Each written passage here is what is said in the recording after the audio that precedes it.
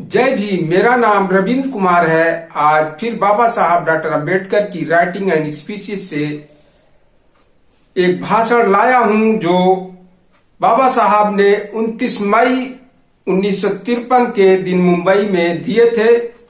इस दिन बाबा साहब डॉक्टर अंबेडकर को मुंबई के आईएसपीसी संगठन मंडल की ओर से 1001 रुपए का थैली भेंट की गई थी।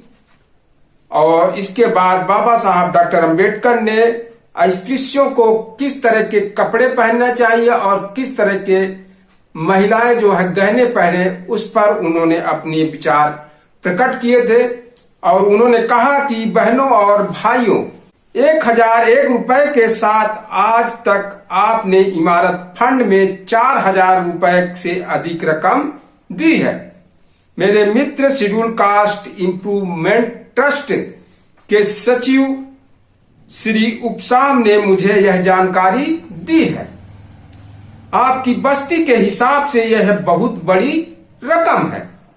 आपकी तरफ से इतनी रकम दिए जाने के बारे में मैं अपना संतोष व्यक्त करता हूं। जिस प्रकार आपने कर्तव्य पूरा किया है, उसी प्रकार अगर अन्य लोग भी कर्तव्य निभाएंगे तो मुंबई में ही 1 लाख रुपए से अधिक धनराशि का फंड इकट्ठा होगा, जिसके आधार पर मुझे उम्मीद है कि हम बहुत बड़ी इमारत खड़ी कर सकेंगे।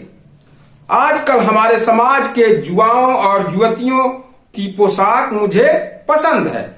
हमेशा अपने पास कम से कम 2 पोशाकें होनी चाहिए। व्यवसाय के वक्त पहनने वाली एक पोशाक और व्यवसाय के बाद पहनने वाली दूसरी पोशाक। हमारे कई लोग विभिन्न दफ्तरों और कंपनियों में काम करते हैं। वहां उन्हें खाकी वर्दी मिलती है। इसे केवल काम के वक्त पहनना चाहिए।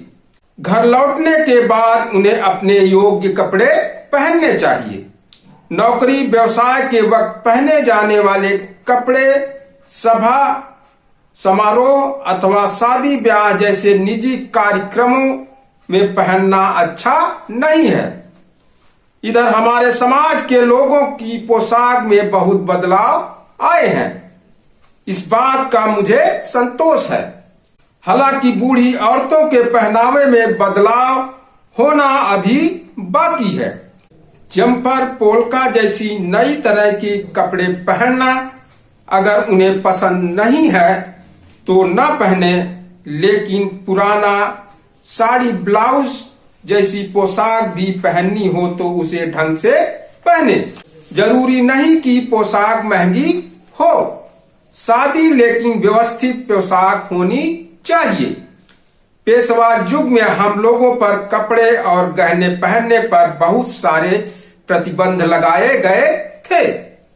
अस्पृश्य लोगों को हमेशा फटे पुराने और मैले कपड़े ही पहनने चाहिए और चांदी के ही गहने पहनने चाहिए।